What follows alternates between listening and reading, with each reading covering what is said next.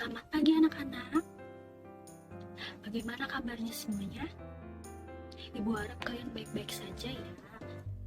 Sebelumnya Ibu memohon maaf karena tidak bisa berhadir di Zoom seperti biasanya. Karena ada satu dan lain hal.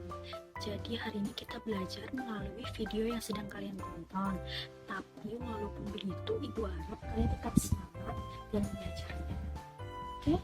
Dan untuk presensi akan dikirimkan nanti ke grup WhatsApp kalian, dan jangan lupa diisi ya anak semua.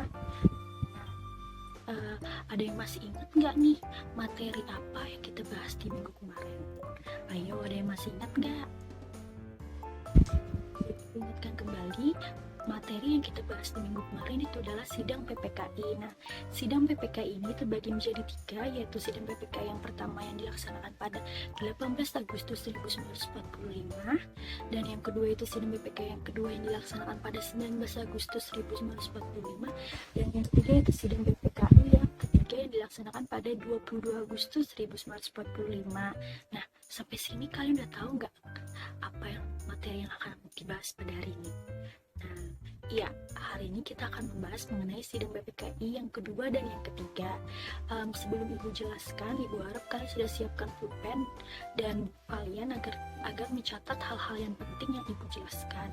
Oke, langsung saja Ibu jelaskan ya, anak-anak semua. Ibu harap kalian memperhatikan. Sidang PPKI yang kedua dan yang ketiga. Sidang PPKI yang kedua. Sidang PPKI yang kedua dilaksanakan pada tanggal 19 Agustus 1945. Sidang ini dilaksanakan sehari setelah sidang PPKI yang pertama. Dalam sidang ini, Otto Iskandar-Dinata menyampaikan hasil kerja tim berupa pembagian wilayah Indonesia yang terdiri dari 8 provinsi beserta para calon gubernurnya, dan perlu juga dibentuk panitia kebangsaan daerah atau komite nasional untuk membantu tugas-tugas daerah. Otto Iskandar-Dinata juga memaparkan tentang urusan rakyat, yaitu yang pertama, pengumpulan bahan makanan dan pakaian untuk umum dikerjakan oleh badan di bawah komite nasional dengan pengawasan dari kepala daerah. Yang kedua, sementara waktu pengumpulan padi dari petani terpaksa harus dijalankan dengan dikurangkannya jumlah pembagian dinaikkan harga jualnya. Yang ketiga, ada Zukyo Busikodan dan Shukoro Kanrikoyuku yang menguasai bahan logistik agar diserahkan ke pemerintahan Indonesia. Yang keempat, kaum Romusa yang masih diperlukan tenaganya agar dirawat dengan baik dan sisanya dikembalikan ke tempatnya masing-masing. Yang kelima, dibentuk Badan Penerangan Umum sebagai alat komunikasi dan informasi. Yang keenam, diadakannya kantor pusat untuk menjalankan pemerintahan. Yang ketujuh, menjaga kesehatan masyarakat dengan menghimpun dan membagikan obat-obatan ke seluruh daerah. Yang kedelapan, memberikan amnesti kepada para tahanan politik. Yang kesembilan, segera menetapkan harga uang. Dan yang terakhir, alat-alat angkut dan perhubungan untuk kepentingan publik diserahkan kepada pemerintahan. Setelah selesai pembahasan bagian pertama, agenda sidang PPKI yang kedua ini dilanjutkan dengan penyampaian oleh Ahmad Subarjo mengenai usulan pembentukan 13 departemen.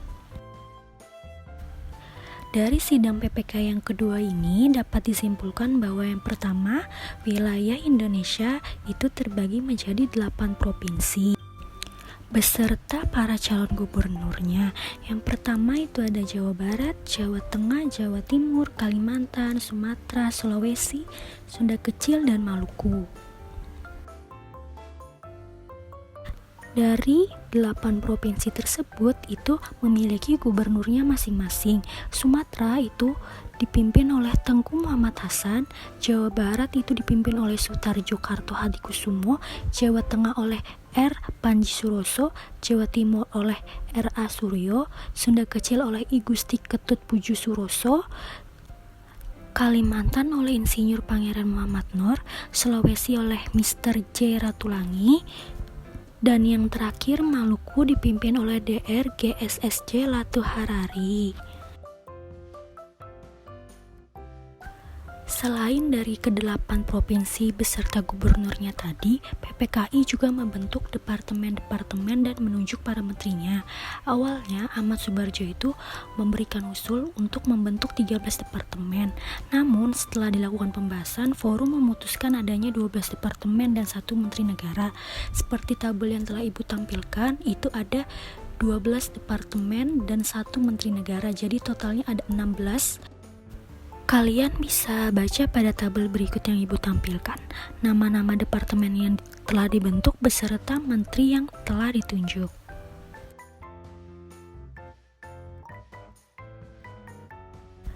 Selain menunjuk menteri, hasil sidang PPK yang kedua juga menunjuk 2 ketua lembaga tinggi negara, 1 sekretaris negara, dan 1 juru bicara negara. Foto pertama ada Dr. Kusumo Atmaja sebagai ketua Mahkamah Agung, foto kedua ada Gatot Tarunami Harja sebagai jaksa agung, foto ketiga ada Abdul Ghaffar Prigotjo sebagai sekretaris negara, foto keempat ada R. Soekarjo Wiryo Pranoto sebagai juru bicara negara. Setelah berakhirnya sidang PPKI yang kedua di tanggal 19 Agustus, kemudian dilanjutkan pada sidang PPKI yang ketiga. Sidang PPKI yang ketiga itu dilaksanakan pada 22 Agustus 1945. Pada sidang ini, PPKI melibatkan para pemuda, dan dalam sidang, Khairul Saleh menuntut agar PPKI menghentikan segala bentuk hubungan dengan Jepang dan berganti nama menjadi Komite Nasional Indonesia. Para pemuda juga mendesak agar pemerintah segera membentuk tentara nasional. Pada akhirnya, akomodasi berhasil diperoleh melalui pembentukan Badan Keamanan Rakyat atau BKR. Dan PPKI setelah bubar kemudian berganti wujud perjuangan melalui Komite Nasional Indonesia Pusat atau KNIP. Dari sidang PPKI yang ketiga ini menghasilkan 3 keputusan, yaitu yang pertama, pembentukan Komite Nasional, yang kedua pembentukan Partai Nasional atau PNI, yang ketiga ada pembentukan Badan Keamanan Rakyat atau BKR.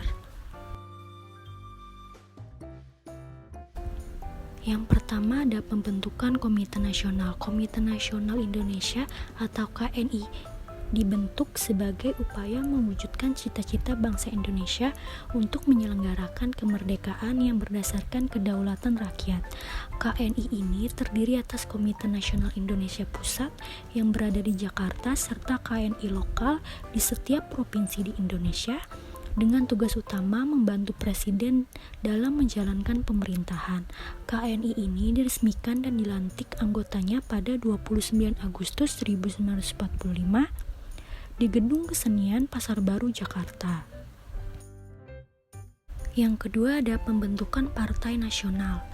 Pada rapat tanggal 22 Agustus 1945, PPKI menyetujui pembentukan Partai Nasional Indonesia atau PNI, dan pada tanggal 29 Agustus 1945 diumumkan pengurus lengkapnya yaitu Insinyur Soekarno sebagai pemimpin besar pertama, Dr. Andes Muhammad Hatta sebagai pemimpin besar kedua, Mr. Gatot Tarunami Harja sebagai pemimpin umum atau ketua partai, Abi Kusno sebagai ketua umum seksi politik, dan Dr. Moewardi sebagai ketua seksi organisasi. Yang ketiga yaitu pembentukan Badan Keamanan Rakyat atau BKR. Pemerintah menyepakati pembentukan lembaga yang bertugas menjaga keamanan rakyat yang kemudian diberi nama Badan Keamanan Rakyat atau BKR pada 22 Agustus 1945 atau pada sidang PPKI yang ketiga. BKR ini dibentuk sebagai bagian dari Badan Penolong Keluarga Korban Perang atau BPKKP, yaitu organisasi yang bertujuan memelihara keselamatan masyarakat dan merawat para korban perang. BKR ini bukan angkatan bersenjata atau badan militer, melainkan hanya semi-militer. Pertimbangan pemerintah terkait status BKR ini karena pemerintah berpendapat bahwa pembentukan tentara nasional di tengah kondisi Indonesia yang masih belum menentu justru beresiko mengundang serangan dari tentara sekutu dan Jepang. Dan jika hal tersebut sampai terjadi, diperkirakan kekuatan nasional belum akan mampu menghadapi serangan tersebut.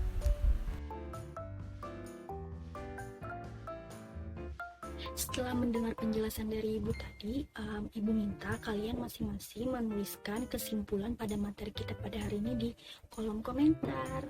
Dan untuk tugas, Ibu cuma minta kalian untuk buat rangkuman dari materi kita yang minggu lalu dan minggu sekarang mengenai sidang PPK yang pertama, yang kedua, dan yang ketiga.